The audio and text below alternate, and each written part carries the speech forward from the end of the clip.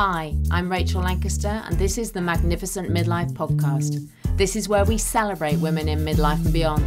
We challenge the status quo and bash those negative stereotypes about being an older woman. We're not over the hill at 40, 50, 60. We're just getting started. And the world needs us now more than ever.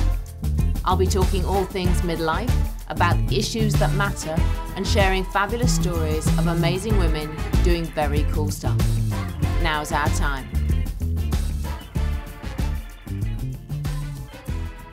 My guest today is Dr. Rhoberta Shaler. She's the relationship help expert. She helps people in particular to recognize and recover from toxic relationships that make them crazy. So welcome, Rhoberta. It's lovely to have you here. Thank you, Rachel. It's delightful to be here. I'd like to start off because this is obviously you've developed this expertise in a particular area of relationships. So I'd like to start off by asking, how did you come to do what you do? Well, it was a bit of a circuitous route. I was going to be a medical doctor, and I was finished my pre-med and about to go to medical school when I found out that I was pregnant with my first child. And oh, by the way, unmarried in a time when what a terrible thing to do. So I realized that it would be unfair to a child to take them through medical school. That was just unfair. So I did a PhD in psychology so that I would have the hours and the time. And why do I do what I do in terms of a specialty? Because I was born into a crazy-making, toxic family of hijackals.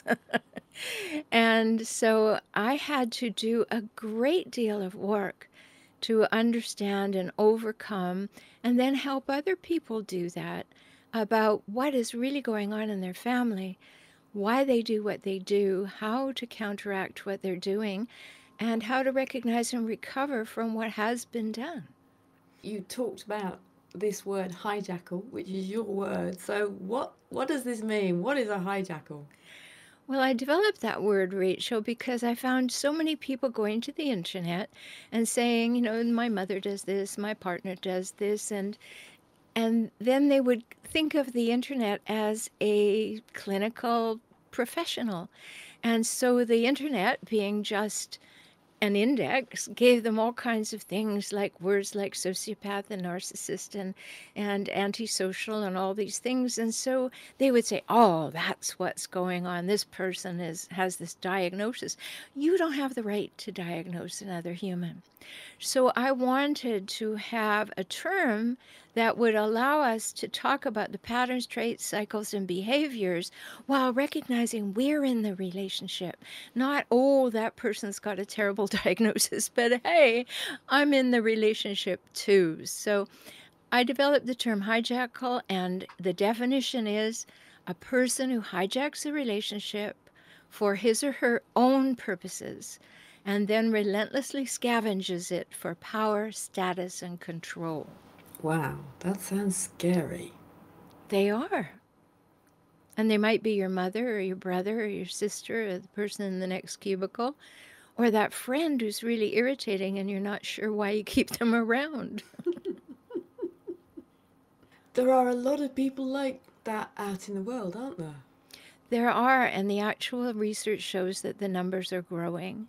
Now, of course, that makes sense because hijackals have children, so you've got a 50% chance that you're going to turn a child into a hijackal. And hijackals only have children to have someone to serve them, agree with them, or validate them. So if you don't do those things, then you are going to have a very difficult life. And if you do those things, you're highly likely to have all the hijackal behaviors, and then you are also going to have a difficult life, but you're going to pretend that it isn't. How would it show up if our significant other is what you would term a hijackal? Well, you will understand completely when I give you a few ideas if you're with one, because they're the person who always has to win, no matter what. So at one moment to win, they have to say black is white. And the next moment to win, they have to say black is black.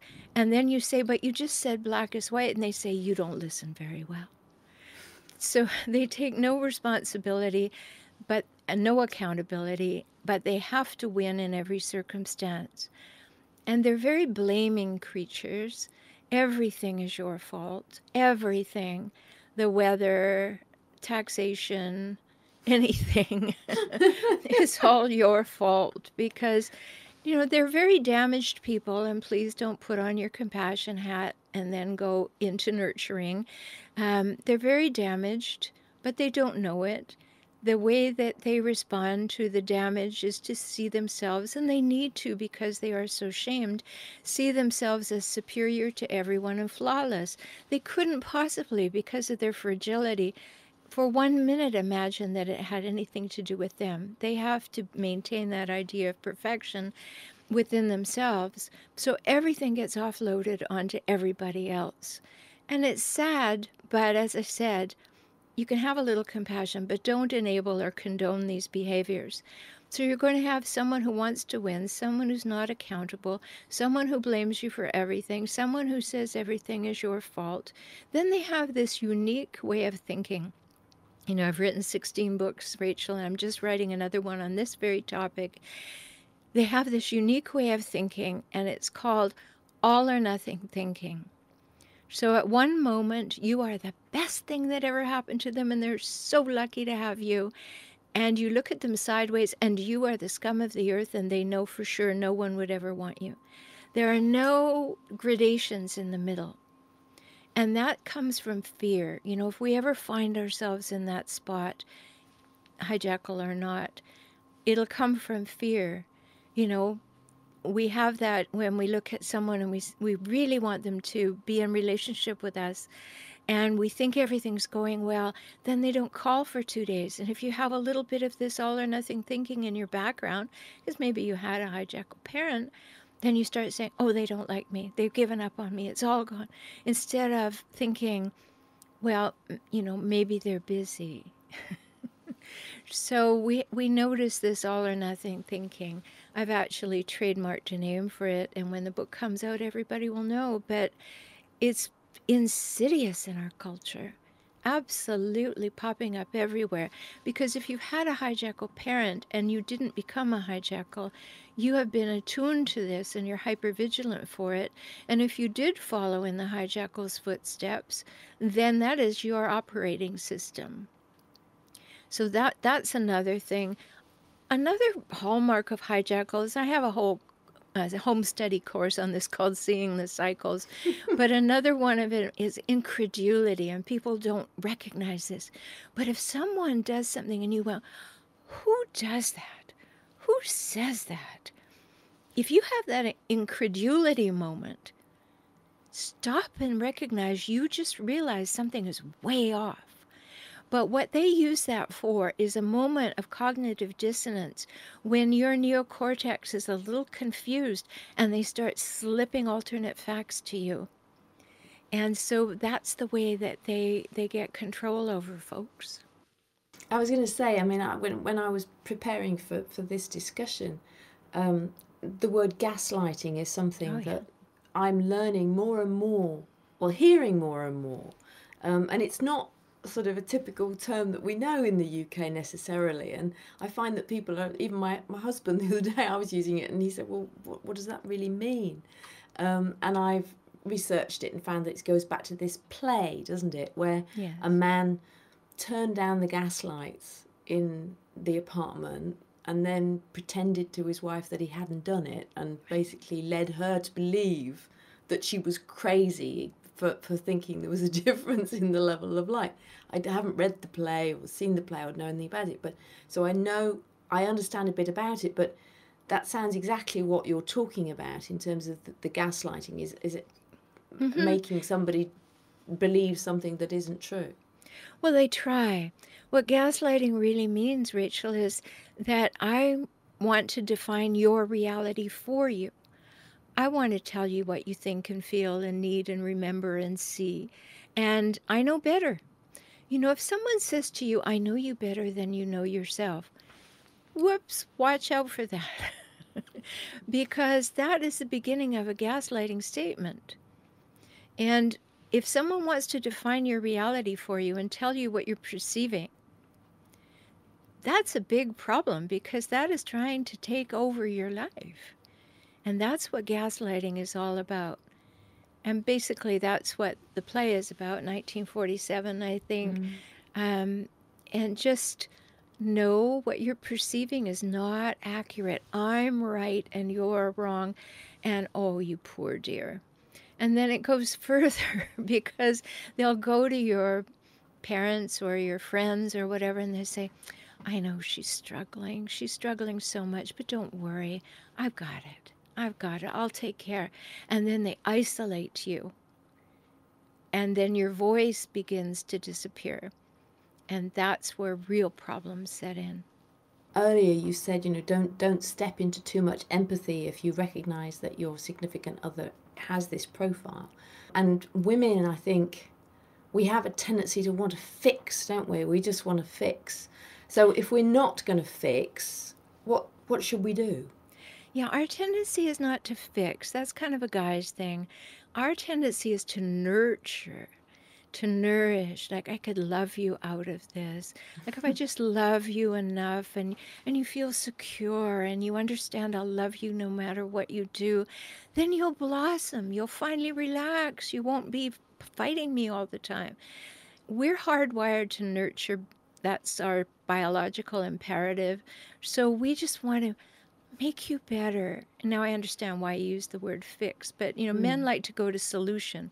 We like to get there by nurturing and supporting you so that you can just blossom. And what we do when we do that to a hijackal is we just give them complete control over everything because they can take advantage of that. You're going to go the extra mile. Healthy people go the extra mile. They give people the benefit of the doubt. They make up excuses, rationalizations, justifications for people's behavior. That's what we do. We have some wiggle room. We let people off the hook a little.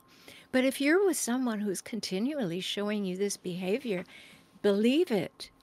Often when I'm interviewed, Rachel, people will ask that question at the end, do you have one thing you'd like to leave the audience with? And my answer is always yes. I have a formula, ABB, very simple. Always believe behavior, not the words, always believe the behavior. And that's very difficult. I had a client just yesterday whose wife has said, I've made an appointment with a mediator and we're going to get a divorce. And the day before she said to him, do you know, I really hope that we can make this relationship work. Like, what? You made an appointment with a mediator and you told him to show up because you're going to get a divorce. And then you say, I really hope we can make this work. Okay, I'm confused. That's inappropriate. Believe the behavior. She went and made the appointment. Do you see this type of profile more in men or in women? Equally. Really? Equal number of men and women. They present differently. The women will present in ways that are more feeling-based. They will behave really badly, and then they'll come and they'll apologize for the behavior, and then you'll just think everything is fine, and then they'll go and do it again. Men, on the other hand, are dismissive. They discard, they devalue. They're kind of consistent in that way. Like, go ahead, try and please me. But they're equally high maintenance. When people use that word, Rachel, the high maintenance partner, I don't think of someone who costs a lot to get their nails done and spends a lot of time on the spa. I think of a hijackal. That's true high maintenance. So, in terms of, if we're not going to fix the situation, but and there's a lot of relationship breakup, particularly in midlife. And a lot of divorce where I think particularly women just get to the stage of saying, well, I've had enough now, and I've realised that I haven't got infinite amount of time. So if I'm going to do something with my life, I don't want to be in this relationship anymore and I'll move on. But for the women that would actually, or have identified that this is an issue, should they stay or should they go? I mean, what should they do? Or is it just dependent on the extent of the situation within each relationship? Because it sounds as if this is a fairly fundamental part of somebody's psyche that's Oh, going it to be definitely quite is. difficult to live with if you've Yes. decided you don't want to. And once you get to midlife and you don't have the distraction of the children, you don't have that intervening busyness, you don't have the dinner table where you can have 4 people to discuss things with, it becomes more evident. When you really have to reconstruct the relationship with the partner, you begin to see, I don't quite like this person much.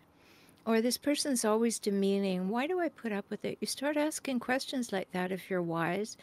And the answer is that person isn't going to change. So you have to understand that, yes, there are degrees of hijackals. I've worked with some couples, and I have clients all over the world. I've worked with some couples where there was a hijackal kind of wannabe behaving that way. But when we actually worked together, we found out that what they had was what we call hijackal fleas. They'd been raised by a hijackal, so they had this kind of thing, well, you know, that's how you talk to your partner. And when I was able to say, well, you know, is it getting you anywhere good? No, well, no. Well, would you like to have another skill? Yes. Well, then we made some progress. But if anyone's listening and getting their hopes up right now, that's rare, but it does happen. But if you have someone, when you look back and you say, generally, this person has been making me small, wearing me down, tearing me down, putting me down. That's the general way I have felt in this relationship. And it seems to be more evident now that there are no intervening variables in the home. Then yes, it's a good time to wake up and smell the herbal tea and say, hey, this is not what I want with my life. Very important. I mean, we deserve to have a relationship in which we're cherished, a relationship that has the 3 must-haves that I talk about all the time: equality, reciprocity, and mutuality. If you don't have those things, you're not going to have a healthy relationship. You may have some kind of barter relationship, but you're not going to have a healthy relationship, and you're not going to have emotional intimacy, which is what we crave. We crave to be known and seen and heard and acknowledged and appreciated and accepted. And that person makes it their business to reject, to withhold approval. You know, I'll give you a story from my own life. I was raised by 2 hijackal parents, and I'm an only child. So woohoo, that was fun. And of course, that informs why I do what I do. But, you know, my parents had passed, and I looked after them until their deaths, 5 years apart at home. And I owned a big retreat center and yoga center, and I had my practice there. So I took all my parents' photograph albums and mine, and I made albums for my 3 kids. That will be a nice thing to do. And at the end of the event, I was sitting on the floor, and I thought, I think I'll go back and look for evidence of what my mother used to say, at least weekly. And she'd say, it's a good thing you're a smart young lady because you're fat and ugly. And so I went looking. Now, I may be totally delusional, Rachel, but I didn't find any evidence for fat and ugly. So I was sitting there thinking, what is this? What is this? And, you know, I was a speaker. I used to travel all over speaking. And so I started sharing this message with women. And that was, I didn't like my mother. She was racist. She was awful. And I realized that I was looking for the approval of someone of whom I didn't approve. And that was a very freeing moment. Because when you recognize that you're still longing for the approval of your parent, which most people are, but you didn't like them. You didn't like who they are. You didn't like their values. You didn't like what they stood for. And you have that emotionally mature moment when you realize, why would I want someone to approve of me if I don't like what they stand for? And there's the beginning of freedom. Woo! I've just had a serious aha moment. Not a parental one, but somebody else. Goodness me. Wow. I'm just gonna take a deep breath because, yeah, I've just gone, Holy moly. Wow. And the thing too, while you're having that deep breath, is that if you've had a parent like this, if you don't become a hijackal, you become what I call hijackal bait. You've been groomed to put up with this nonsense. You've been groomed to put up with people defining you that way. And so you tend to gather a lot of friends that are underlyingly like that. And when you come to understand all of this, oh, it's such a moment, because you're like, oh, well, I don't much care for the way that person behaves, but I've been justifying their behavior. Well, there's certain things I like about that one, but basically when push comes to shove, things don't go well. You start recognizing the trends that are underlying these relationships, and then you have the opportunity to choose differently. And it's that old thing, you got to let go of the trapeze to catch onto the other one. So in midair, it's a little uncomfortable, but you move into health. But I can see that that would be so difficult for many women, myself included, because we want to make things work, don't we? Yeah. We want, as you say, we're groomed to nurture. We want to make it all nice. We want all the children to play happily in the sandpit together. That's right, we don't do. we? Yeah, we do. And so what we're not good at, because we so often wear rose-colored glasses, we are not good at seeing red flags. And that will happen over and over again, because someone's red flag is our opportunity to justify their behavior because of our nurturing nature. Oh, they're just having a bad moment. If you knew what they'd gone through in their childhood, you'd understand. We're not in their childhood anymore, and you're not their therapist. You are trying to have an equal opportunity relationship with that person, and you're actually in service to their dysfunction. And that's a big aha moment too.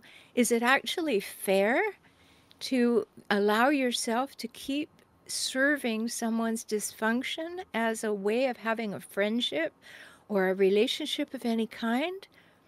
I don't think so. But what do we do if said individual is, well, you can't cut them out from your life. You wouldn't want to cut them out from your life. So how do you manage them, or manage the relationship, or what? Yeah, how do we do that?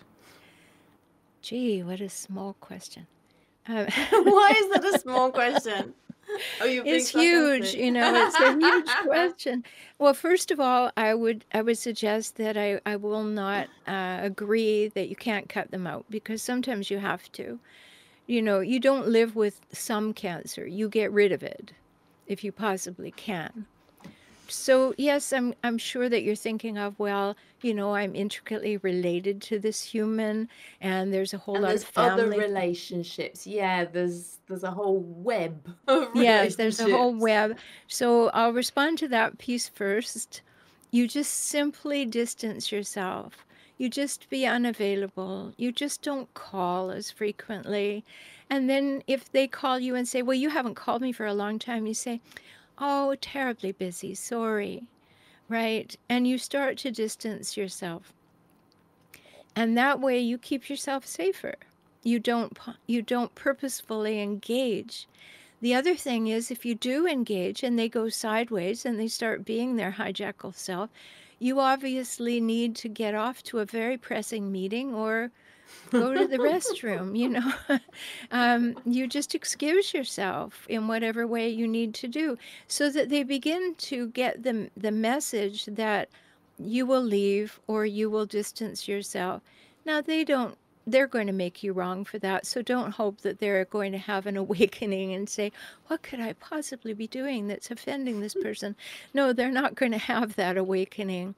But if you're, a family member, somebody you see at family gatherings, or somebody who's integral to your career or whatever, you be polite, you live from your values, you don't take in what they want you to take in, which is that you're a lesser human being and not entirely sure that you should draw breath and take up space. Don't take that on, But understand that you can distance yourself and be polite. Often people say to me, well, my mother is ill and she's a horrible hijackal. I haven't talked to her for 10 years and I just heard she's ill. What should I do? And my answer is always the same, Rachel. I said, who are you? And they say, what do you mean? And I said, well, who are you? Are you a person who knows that you need to protect yourself by never being in that environment again and it would do huge damage to you? Or are you a person who says, I don't think I could live with the regret of not having seen my mother before she passes, you know? The question is, it requires self-examination. And the same thing is true on a lesser basis when you're just simply saying, every time I talk to that friend, they have to be right. They have to cut me off. Haven't you ever been with a person that you think is a friend and they say something and you think, oh, I agree with that. So you give that voice and then they say, well, actually, I don't really think that. It's a way of catching you out. They did it on purpose to make you wrong. And know that feeling in your body and then say, I'm not going to sign up for that feeling on purpose. So I'm going to create distance. And then on the other hand, there are people who just have to go. They simply have to go. And you may need help to determine that. Wow, it's powerful stuff. Difficult stuff. But I think, well, I always talk about midlife being this time when we evaluate our lives and we look at what we want to take forward and what we want to leave behind, what no longer serves us. So actually this kind of work, this analysis, this evaluation is so relevant to women in midlife, I think, isn't it? Oh, it is for sure. You know, I have Facebook groups and I have a membership program. And the number of people who have been married for 25 years, 35 years, who come into the group and say, I never saw this. I gave up so much of my life. But it's that midlife time when you actually don't have the distraction of the children. You're not struggling with your career. You're actually in a good place with your career. Those things are going well. Then all of a sudden you start to see where the cracks are. And you can sit back and say, wow, I've been tolerating that for a long time. Do I want to continue tolerating that? And midlife is a great time to say, oh, no, I don't think so. Wow, gosh. So how can listeners find out more about you?